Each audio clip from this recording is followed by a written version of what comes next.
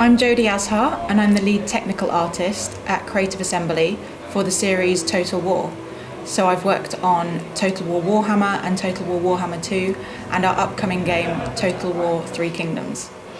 So for my particular role, I love the application of maths for rendering what we want to create in our games on screen.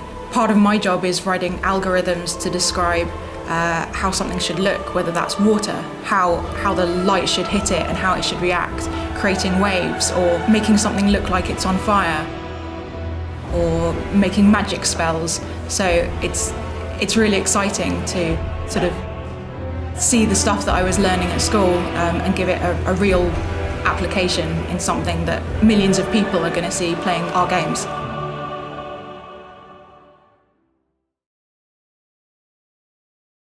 Hi, my name is Wei and I'm a lead animator at Cubic Motion.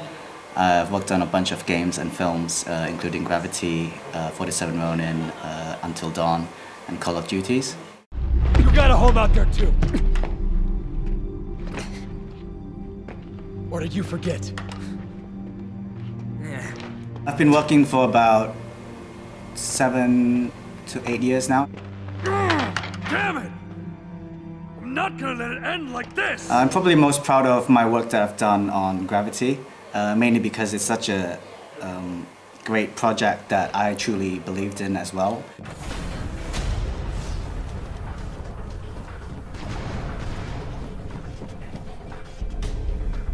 How do we come back from this?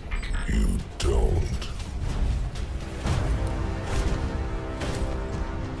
Welcome to a world without light. I started at a very young age. I started experimenting with flash animation when I was about 12. And then I started making some animations which got quite popular online.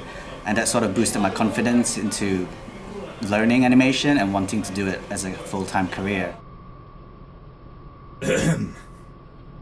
There comes a time in every man's life where he realizes what is truly important. And how I work. That's pretty good, right? I like to come up with very crazy ideas. You know, just think outside the box and just come up with all sorts of solutions. Hopefully that, you know, something will stick. Julie, will you marry me?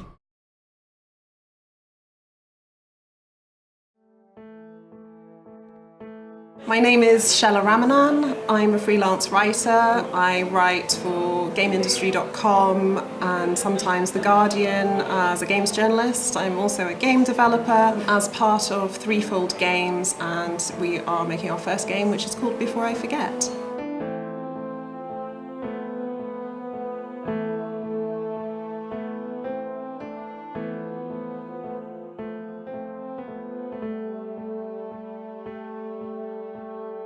Yeah, the sort of starting point of me thinking about going into the industry was just the sort of the things that go on behind the games that I hadn't really thought about, all the people and what their different roles are and the way they all fit together, and I really like that.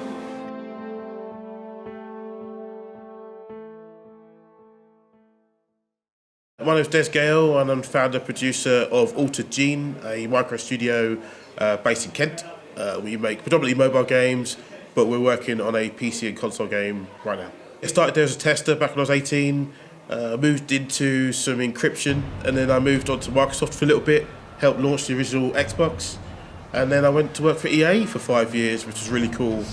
After that, I got my first production job working for a company called Exient in Oxford, and funnily enough, we were still making EA games, so that was quite nice because I got to used to work with my old friends. And yeah, most recently I was working with the Square Enix Collective as a producer, publishing indie games, and finished that in June last year. Back then the industry was quite closed off, so I had no idea that there was a games industry here in the UK. I just thought that games were made in Japan, they got shipped over on a boat and we could play them. I hope this exhibition achieves to inspire the next generation of game developers. You know, I want the kids of tomorrow to look at this exhibition and see people like them and know that they can make successful games.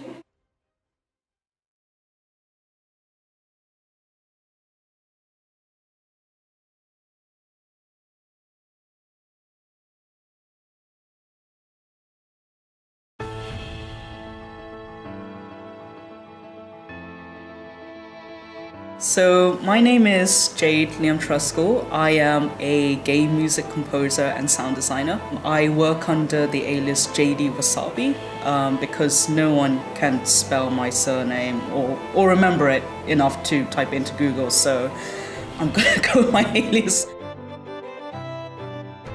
The biggest game project that I've worked on is Dragon Fin Suit. I wrote the soundtrack to it. So that game is on PC and Steam, Sony, PS4, PS3, pretty much all the Sony consoles.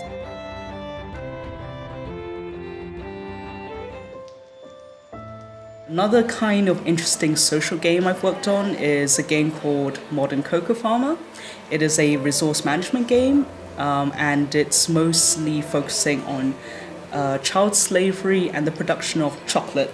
So again, it's a really interesting lens on how games can help you understand the experience of another person in a kind of a more interactive way than you would watching a documentary or film.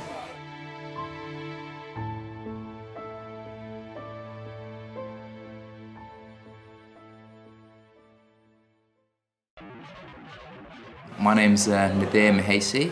I'm a games developer. I run a small independent game studio called Funky Gorilla Games. I got into the games industry mainly because I loved games since I was quite young. London's game development scene at the moment is probably one of the most exciting out there. There's lots of different stuff coming out of London at the moment.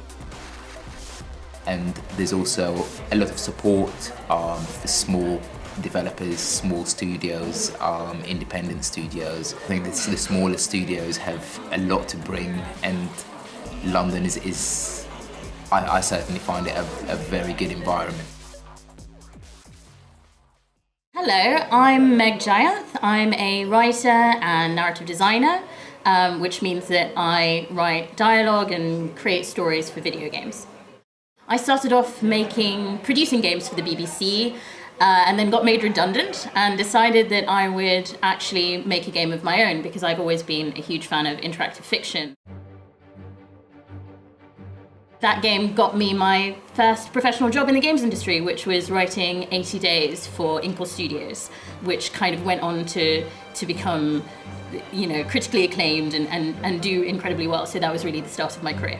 As part of the Ensemble exhibition, you'll see kind of drafts, get a little bit of an insight into the process of a writer in the video games industry.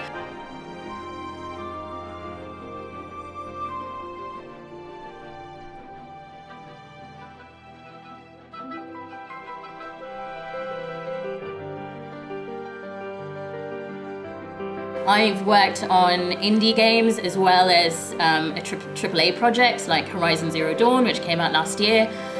So you'll, I think, just be able to get a little bit of an insight into what we do. I think it's going to be less visually interesting than some of the others.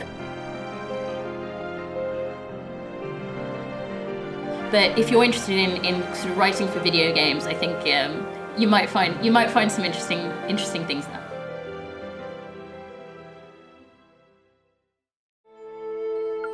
I'm Mu Yu. I'm the programmer at Foam Sword and currently working on a game called Knights and Bikes, but I've previously worked on games like Moshi Monsters, Little Big Planet, Ratchet and Clank.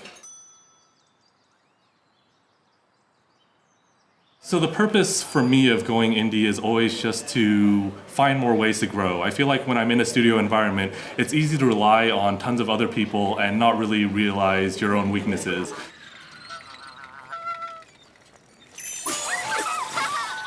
London is an incredible place to make independent games. There's a really strong scene here. Because the city itself has had a lot of success stories, there's always mentors that you can go to and ask for advice when you're trying to make the next big step. But there's just such a vibrant scene in terms of number of independent developers, the diversity in London, and basically the talent pool is incredible.